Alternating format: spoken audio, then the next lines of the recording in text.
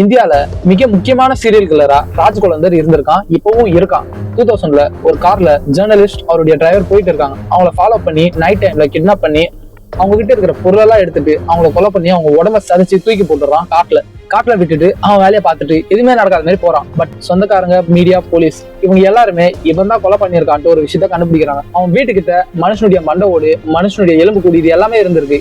இவங்க கொல்றதுக்கு தேவையான கத்தி, சுத்தி, ஷார்ப்பா இருக்கிற ஒரு சில பொருள் எல்லாம் எல்லாமே அவங்க கிட்ட வச்சிருக்கான். போலீஸ் கண்டுபிடிச்சதுக்கு அப்புறம் இவங்க கிட்ட கேட்டிருக்காங்க, எதுக்காக கொலை பண்ண அப்படின்னு கேட்டா, இவனுக்கு கொலை பண்றதுல ஒரு பெரிய பவர் கிடைக்கும் அப்படின்ற மாதிரி சொல்லியிருக்கான். பல கொலைகளை பண்ணி பல பேர் உடம்ப சாப்பிட்டு இருக்குன்னு சொல்லி ஷாக்கிங்கான ட்விஸ்ட் கொடுத்துருக்கான்.